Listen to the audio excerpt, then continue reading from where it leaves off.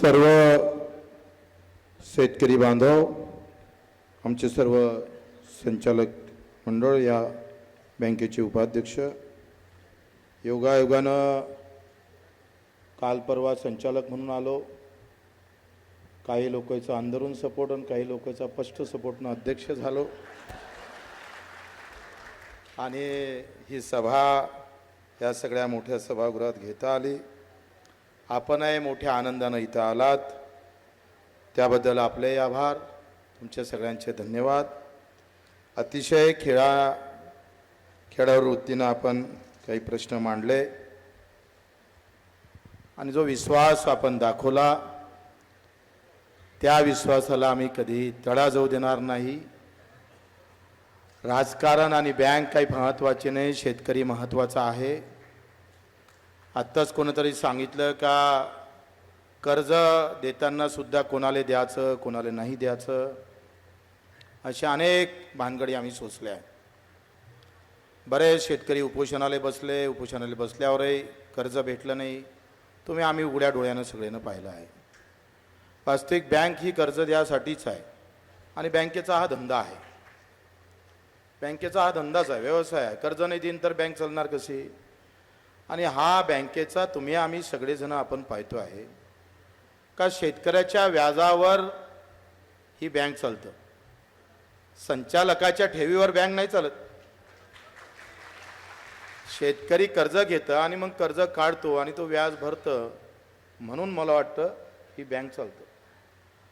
मग त्याच्या व्याजाच्या याच्यामध्ये काही घुसखोरी करणं मला वाटतं ते आमच्या रक्तातही नाही आणि कधी येणारही नाही. त्या बाबतीत आपण बिलकुल निसंकोच रहा.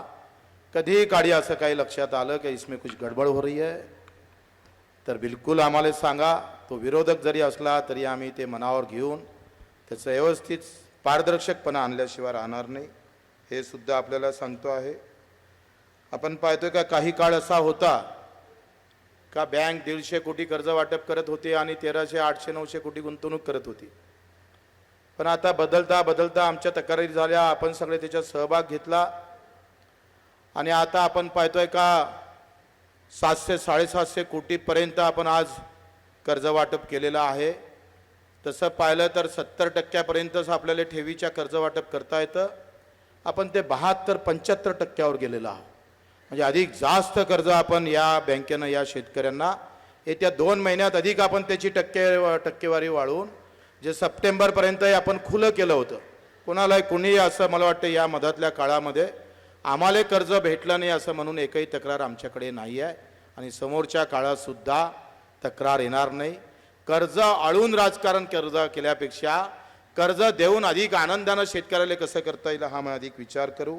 काही लोकांनी इथं असं म्हटलंय का बाबा कर्ज देताना फार कमी देता. आता सप्टेंबरमध्ये आपण जे कर्ज देतो आहे ते 30% देतो. त्याच्यामुळं काही त्याच्यामध्ये जो काही आपण धोरण आहे आपल्या त्या पद्धतीनं चालतो, त्यामध्ये काही बदल करणं गरजेचं आहे. कपासीले सुद्धा आपण 60,000च कर्ज देतो आहे, ते पण आपण 75,000 येत्या वर्षामध्ये वाढवून देणार. अधिक कसं वाढवता येईल तो पण आपण लगेच विचार करू. त्यांनी सांगितलं का 7/12 द्या, दरवर्षी 7/12, पुन्हा ते सगळे कागदपत्र. आपण हाही प्रयत्न करतो आहे का कुठलीही अडचण जर नाही आली तर तिकोण त्याला आम्ही पाहतोय आधार कार्डवर त्याला कर्ज देता येईल का, पूर्ण डिजिटल कसं करता येईल, कुणाही कुठेही न जाता. कारण कर्ज देणं काही उपकार नाही आहे भाऊ. कर्ज देणं हा बँकेचा महत्त्वाचा व्यवसाय आहे. त्यानं आम्ही तुम्हाला कर्ज दिले म्हणजे तुमच्यावर लय उपकार केले असं काही पहिले असं होतं का कर्ज लेना भी बहुत बडा उपकार था. आमचं दाल जमत नाही तर तुले काही आम्ही कर्ज देत नाही असे म्हणणारे लोक होते आणि आडवे येत होते. पण आपण तसं ठेवत नाही आहे, कारण ही शेतकऱ्याची बँक आहे. शेतकऱ्यासाठी खुलं केलं पाहिजे. कर्ज आळून तो आपली सोसायटी त्याच्या हातातली जाईल. कित्येक सोसायट्या अनिष्ट तफावतून नाही तर कर्ज न दिल्यामुळे डुबल्या जिल्ह्यातल्या. तुला कित्येक सोसायटी आपल्याला सांगता येईल, पण ते आपल्याला होऊ द्यायचं नाही आहे. राजकारण थोडं बाजूनं गेलं तरी चालेल, पण जी काही व्यवस्था आहे आपण देऊन अधिक चांगलं करून राजकारणही करता येईल ना. निगेटिव्ह होऊन राजकारण केल्यापेक्षा सकारात्मक होऊन कसं राजकारण करता येईल त्याचाही आपण प्रयत्न करतो आहे. आपण पाहतो का याच्यानंतर शेतकऱ्याच्या मुलांना कर्ज कसं देता येईल, महामंडळाशी ही बँक कशी संलग्न करता येईल, याचाही विचार आपण करतोय. अधिकच्या ठेवी कशा आपण पाहतोय का बऱ्याच गोष्टी आम्ही काही तपासल्या, काही आम्ही प्रयत्न करतोय का या बँकेमध्ये अधिक ठेवी कशा वाढेल.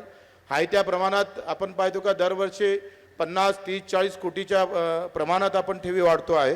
त्याचा रेशो आपण 100 कोटीपर्यंत कसं नेता येईल त्याचा आपण प्रयत्न करूया. मला वाटतं का ही बँक शेवटच्या क्षणापर्यंत आपण बरेच आम्ही जेव्हा फिरलो तर अनेक बँकेमध्ये शौचालयच नव्हते. तिथं त्या महिला आमच्या काही भगिनी कर्मचारी होत्या. कुठे जायचं आहे, अर्ध्या अधिक शाखेकडे शौचालय नाही. काल रिद्धपूरला आम्ही गेलो तिथेही शौचालय नाही.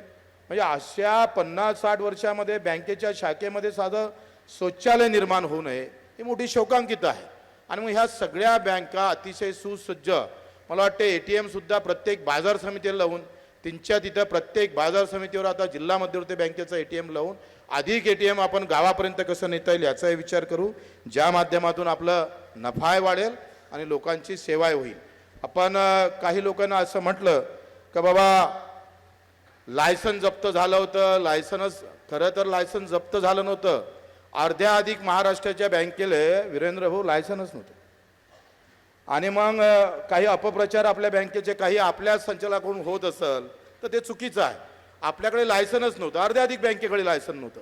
जेव्हा MS बँकेनं आपल्याला कळवलं का आपलं लायसन काढा, तेव्हा आपण लायसन काढलं आणि मग आपण आता ते लायसन घेऊन आपण समोरचा व्यवहार करतो आहे. काही चुकीच्या मला वाटतं याच्यातून आपण ही बँक आपली आहे. मला वाटतं इंदिरा गांधीचे याच्यामध्ये जरी आम्ही काँग्रेसचं जोरं नसलो तर काही निर्णय काही नेत्यांनी अतिशय चांगले घेतलेले आहे. इंदिरा गांधीनं या बँका सगळ्या राष्ट्रीयकृत केल्यानंतर बँक गरिबापर्यंत जायला लागल्या आणि मग राष्ट्रीय बँक काही प्रमाणात गरिबापर्यंत गेल्या, पण जिल्हा मध्यवर्ती बँक अतिशय शेवटच्या माणसापर्यंत सोसायटीच्या माध्यमातून त्या शेतकऱ्यापर्यंत गेलेल्या आहे. त्या सोसायट्या सुद्धा आपल्याला अतिशय मजबूत. येत्या काळामध्ये आम्ही सगळ्यांना असं नाही होणार का त्याचा आम्हाला संचालक तिथून मतं मारणार नाही, त्या सोसायटीमध्ये आम्हाला काहीतरी वाईट करायचं असा बिलकुल आमचा मानसिकता नाही. कोणी राजकारण केलंच जास्त तर मग तर करावंच लागेल.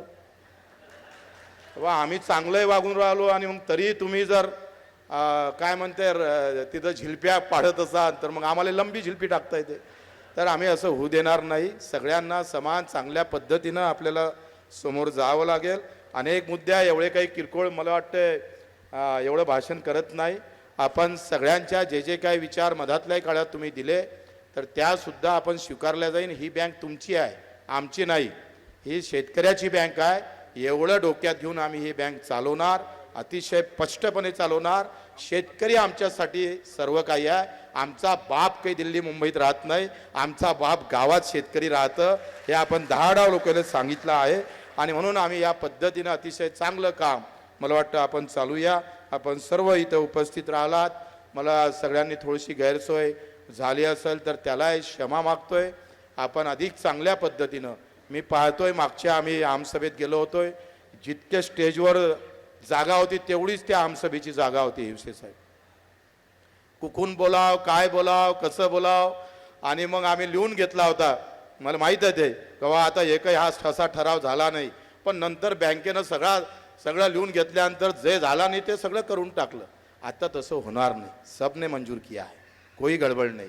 आणि म्हणून आपण संजय भाऊ बिलकुल गडबड नाही, अतिशय चांगल्या पद्धतीनं हे बँक चालूया.